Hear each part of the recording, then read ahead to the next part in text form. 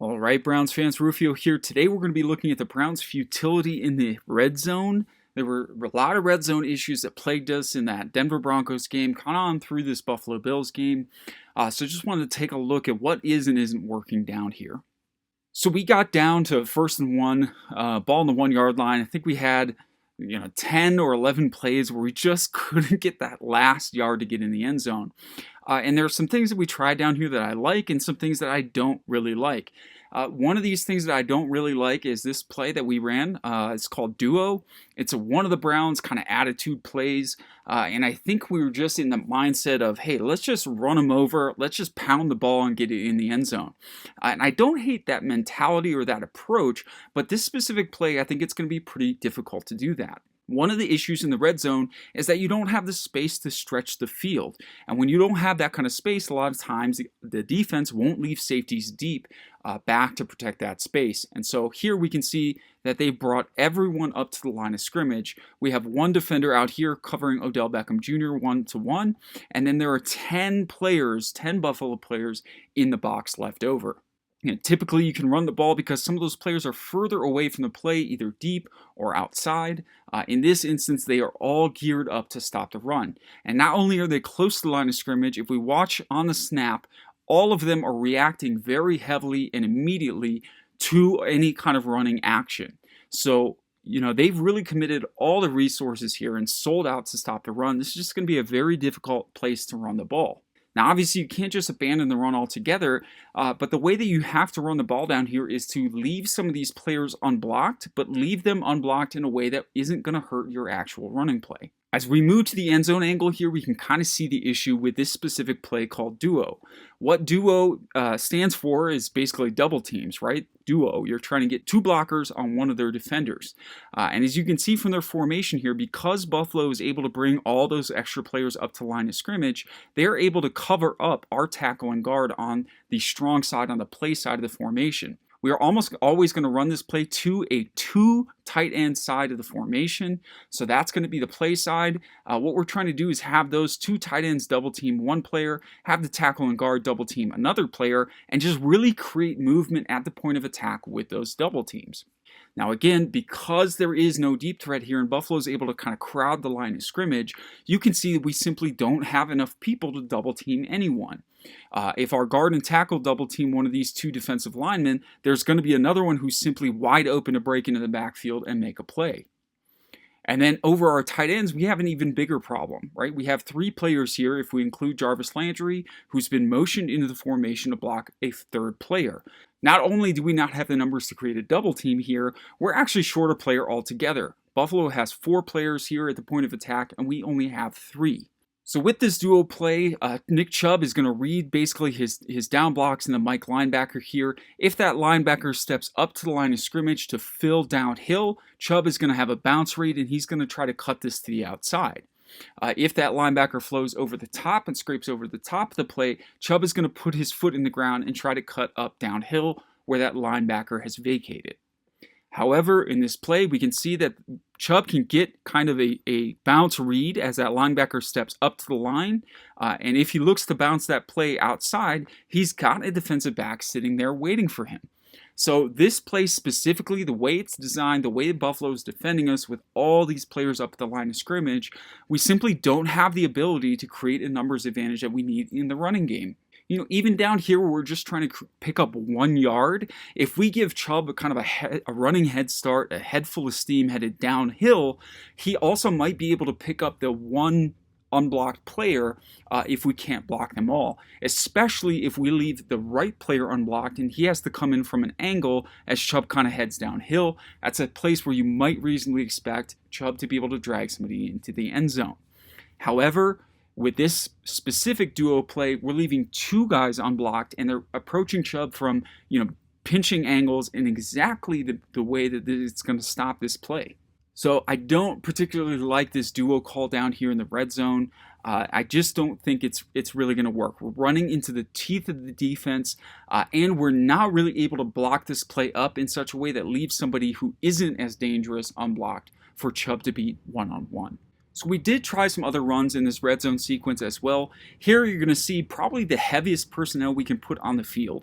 So Justin McCray is checked in. He's declared himself eligible as one tight end. We have 3 additional tight ends in the game and then Chubb in the backfield. So we're going to run some motion before this play to bring Demetrius Harris in the backfield to be an additional fullback here. And I don't hate the idea of, hey, let's give Nick Chubb just a downhill dive behind 2 lead blockers and just really try to create these double teams where we want them at the point of attack, and maybe leaving some of these guys unblocked who are further away from the play. I think the idea of just trying to create a giant spear of mass here and just trying to bowl over a couple of these defensive linemen and get into the end zone, I don't think that's a terrible idea on the face of it. The other thing I like about this run is that we bring everybody inside and then we try to run outside. So if Buffalo is willing to pinch everybody in and have them come downhill, let's change that point of attack and go somewhere where they don't expect it. However, on this play, unfortunately, we didn't get the best execution and we weren't able to get in the end zone because we just couldn't execute our blocks. So again, credit the Bills defense for being good and outplaying us at times. And if you're going to get beat, this is the way you want to get beat, right? Let's have a sound idea and then just see who's better on the field. So here we're going to run kind of a toss sweep. We're going to pull our guard outside and basically try to leave some of these players on the backside of the play unblocked and then attack the right side here. So we see on the snap, we get our guard pulling out. That's why Teller is going to pull. We also have a fullback leading that direction, and we're just trying to create those numbers and block all these guys at the edge. And if you kind of freeze it here, we can see that if we do this right, if we execute well, we have 1, 2, 3 blockers, and Buffalo has 3 players at the edge, and that gives Chubb a one-on-one opportunity versus this linebacker. Can he just kind of create enough momentum to get in the end zone before that linebacker is able to hit him and push him back?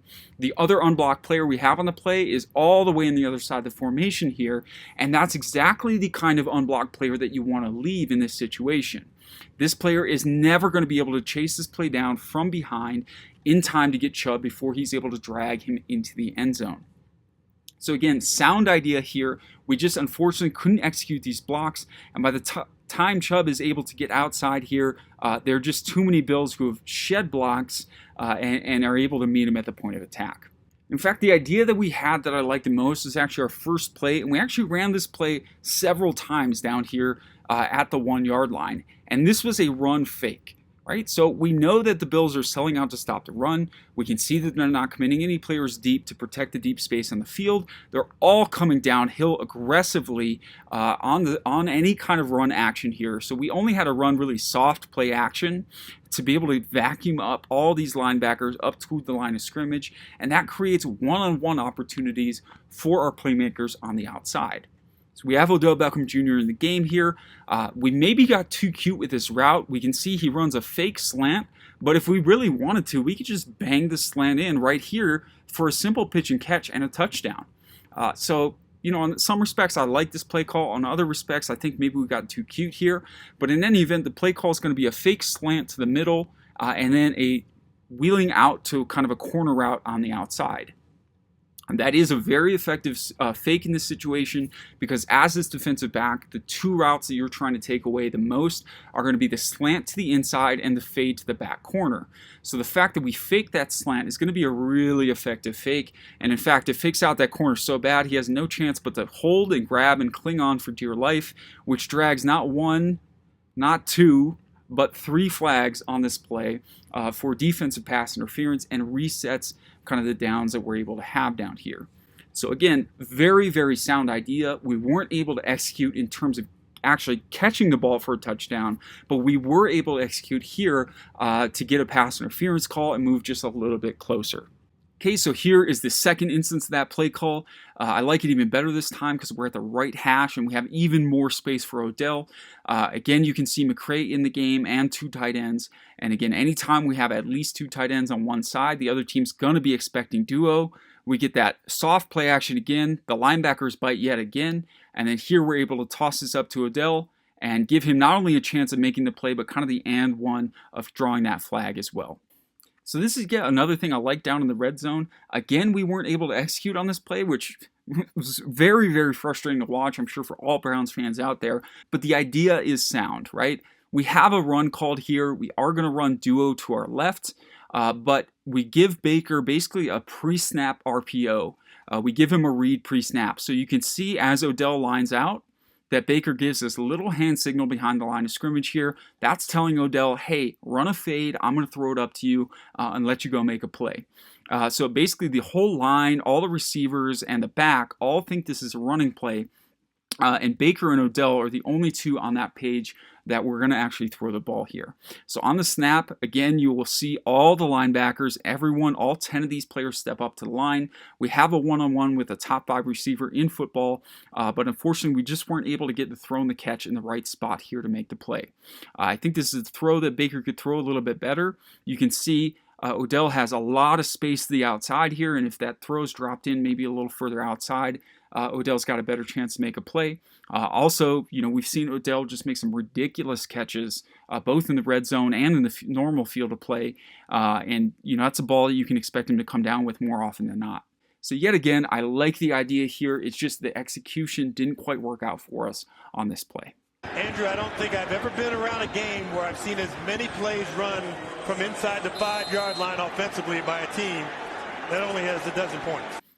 But this is a score we really needed, right? Down 4, under 2 minutes to play. 2nd and 7, we find ourselves in the red zone yet again. This is one the Browns had to have, and this idea is probably the one I like most of all.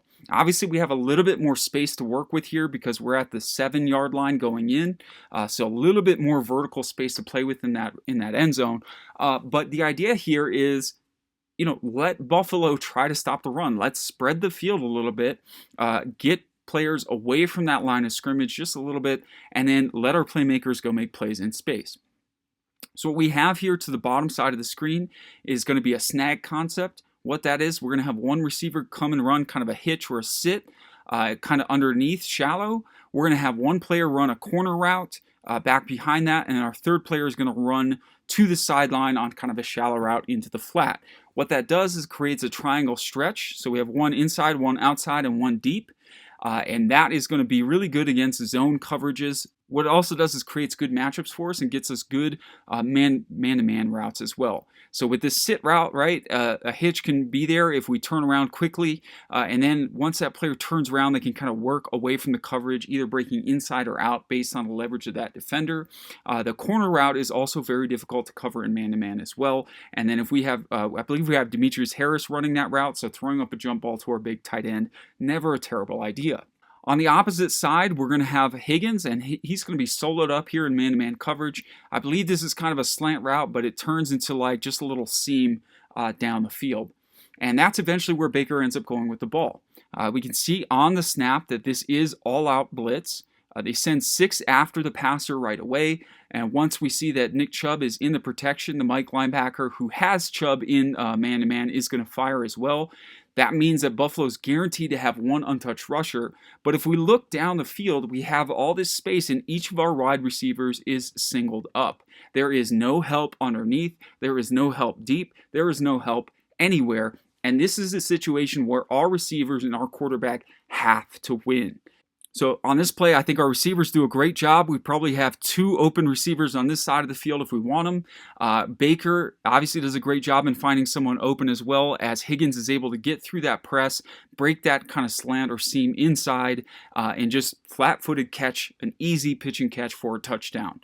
All that we have to do in this situation is have Baker diagnose who's going to be open and get rid of the ball in time. Should be an easy score for us. And that is how we can really exploit defenses that are selling out against the running game inside the red zone.